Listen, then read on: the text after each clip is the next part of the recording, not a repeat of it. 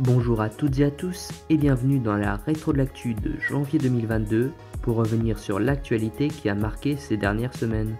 Au programme pour le premier podcast de l'année, la dégradation de la situation sanitaire et le variant Omicron qui défie l'organisation des institutions, le début de la présidence française du Conseil européen et ses enjeux, le non à l'indépendance qui l'emporte en Nouvelle-Calédonie avec une abstention record, mais aussi les tensions entre la Chine et Taïwan qui s'amplifient au fil des mois, la fin de l'éruption du volcan Cumbre Vieja aux Canaries et le soulagement des habitants, puis enfin un mot de sport avec la défaite des handballeuses françaises aux mondiaux féminins. C'est parti pour la rétro de l'actu numéro 5. Le variant Omicron est là et se fait ressentir largement sur notre quotidien.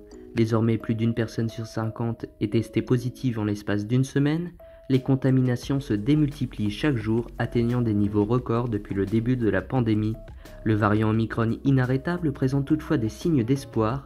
Bien que 80% plus infectieux que Delta, il est aussi beaucoup moins dangereux.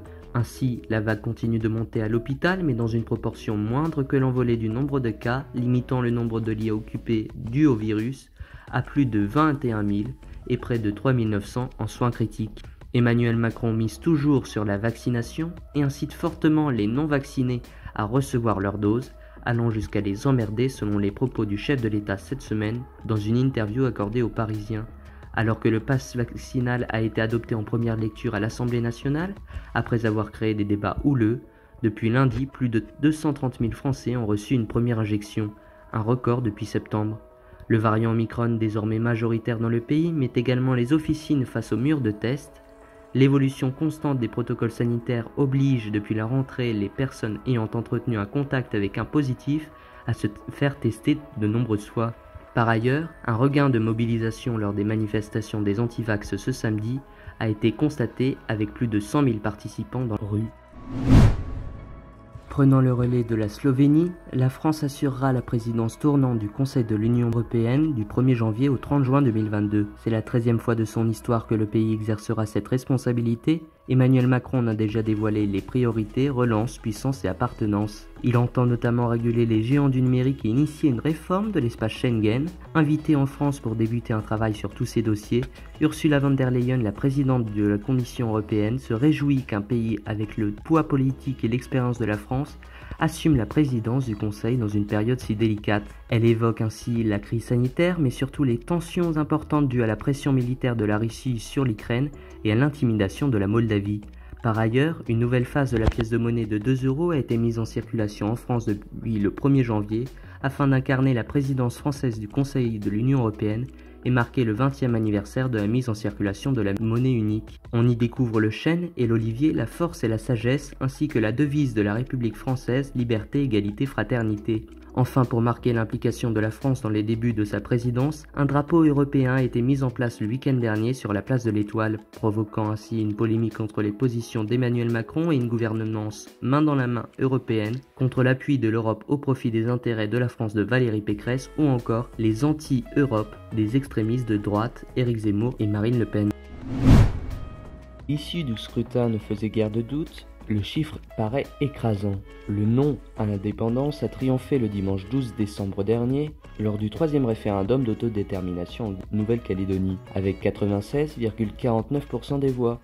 La France est plus belle car la Nouvelle-Calédonie a décidé d'y rester, avait alors déclaré le président de la République Emmanuel Macron dans une allocution diffusée peu après l'annonce des résultats. La participation s'est établie à 43,90%, chute libre par rapport au précédent référendum, car les participants de l'indépendance avaient appelé au boycottage de ce scrutin. Ils affirmaient que l'épidémie de Covid-19 ne leur permettait pas de mener une campagne équitable.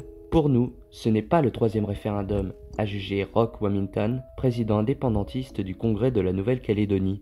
Nous considérons qu'en termes de légitimité juridique et politique, il n'y a que 2 référendums, 2018 et 2020. Celui-là, c'est le référendum de l'État français et de ses soutiens en Nouvelle-Calédonie, pas le nôtre.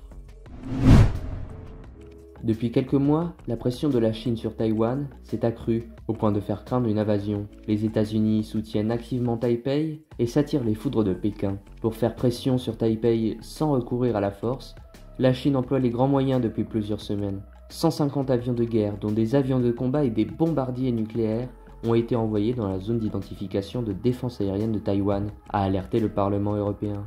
En 2020, 380 avions avaient été identifiés, contre 672 en 2021, selon Le Monde. Une situation inacceptable pour Washington, qui a réaffirmé son soutien envers Taipei. Les États-Unis s'opposent fermement à toute tentative unilatérale de changer le statu quo ou de porter atteinte à la paix et à la stabilité dans le détroit de Taïwan, a déclaré Joe Biden. Le ministre de la Défense taïwanais s'est dit lui craindre que la Chine puisse être en mesure de lancer une invasion à grande échelle de l'île d'ici 2025. Après un peu plus de 3 mois d'activité, le volcan Cumbre Vieja entre en léthargie. L'éruption sur l'île espagnole de La Palma a officiellement pris fin. Aujourd'hui, le comité scientifique peut le dire, l'éruption est terminée, a annoncé Julio Pérez, le directeur du plan d'urgence volcanique des Canaries, lors d'une conférence de presse samedi 25 décembre. Il n'y a pas de lave, pas d'émissions de gaz significatives, pas de secousses sismiques significatives, a énuméré le responsable, rappelant que cette éruption a duré 85 jours et 18 heures depuis le 19 septembre dernier. Il a fallu 10 jours consécutifs sans signe visible d'activité volcanique, délai requis selon les experts scientifiques pour pouvoir affirmer que l'épisode était terminé, alors que la fin de l'éruption a été pressentie à plusieurs reprises ces 3 derniers mois, avant de reprendre à chaque fois quelques jours plus tard, au grand désarroi des habitants de l'île. L'heure est désormais à la reconstruction et au nettoyage des milliers d'habitations touchées. Après avoir dominé pendant près d'une demi-heure, les handballeuses françaises se sont effondrées en finale du Mondial 2021 et se sont inclinées contre la Norvège 22-29 le dimanche 19 décembre dernier. Le scénario de la finale avait pourtant bien commencé. Elle va laisser des regrets éternels aux joueuses d'Olivier Crumbles.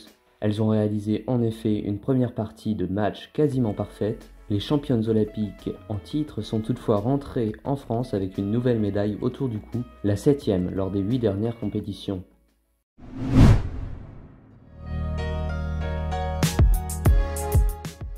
Voilà, c'est la fin de ce numéro de la Rétro de l'actu. Merci de l'avoir écouté. N'hésitez pas à nous rejoindre sur nos réseaux sociaux, on-podcast3 pour Twitter, on.podcast pour Instagram. On se donne rendez-vous en février pour un nouveau point d'information. Enfin, au nom de toute l'équipe d'On Production et d'On Podcast, je vous souhaite une belle année 2022. Vous venez d'écouter un podcast d'On Podcast par On Production en collaboration avec AR1. Pour encore plus d'émissions, n'hésitez pas à nous soutenir sur notre page Tipeee. On Podcast. Écoutons le monde d'aujourd'hui et celui de demain.